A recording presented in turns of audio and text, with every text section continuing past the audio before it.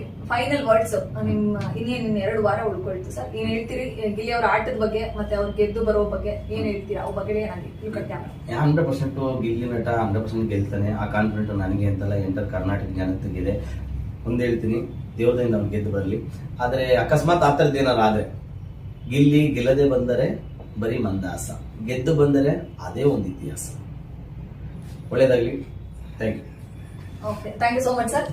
ಸಾಕಷ್ಟು ಇಂಟ್ರೆಸ್ಟಿಂಗ್ ವಿಚಾರಗಳನ್ನ ನಮ್ಮ ಜೊತೆ ಹಂಚ್ಕೊಂಡ್ರಿ. ಗೆಳೆಯನ ಗೆಲುವನ್ನ ನೋಡೋರು ಇವತ್ತಿನ ಕಾಲಘಟ್ಟದಲ್ಲಿ ತುಂಬಾ ಕಡಿಮೆ. ಅವ್ನ್ ಗೆದ್ರೆ ನಂಗೇನ್ ಸಿಗುತ್ತೆ ಗುರು, ಫಸ್ಟ್ ನಾನ್ ಗೆಲ್ಬೇಕು ಅಂತ. ಬಟ್ ಆದ್ರೆ ನೀವು ರಜನಿಕಾಂತ್ ಸರ್ನ ಎಕ್ಸಾಂಪಲ್ ಕೊಟ್ರಿ.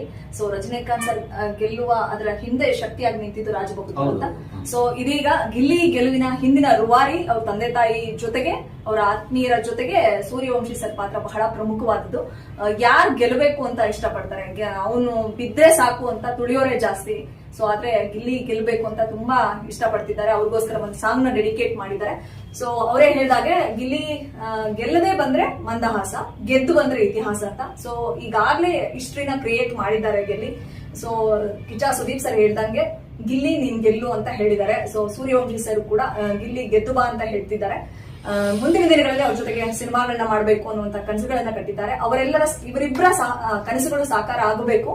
ಗಿಲ್ಲಿ ತರ ಇವರು ಕೂಡ ಪ್ರಮುಖ ಅಂದ್ರೆ ಮುಖ್ಯ ಭೂಮಿಕೆಯಲ್ಲಿ ಬರಬೇಕು. ಬರೀ ಗಿಲ್ಲಿ ಮಾತ್ರ ಗೆದ್ರೆ ಸಾಕಾಗಲ್ಲ, ಅವ್ರ ಜೊತೆಗೆ ಇದ್ಕೊಂಡು ಅವ್ರಿಗೆ ಪುಷ್ ಕೊಟ್ಟಂತ ಸೂರ್ಯವಂಶಿ ಸರ್ ಕೂಡ ಗೆಲ್ಬೇಕು.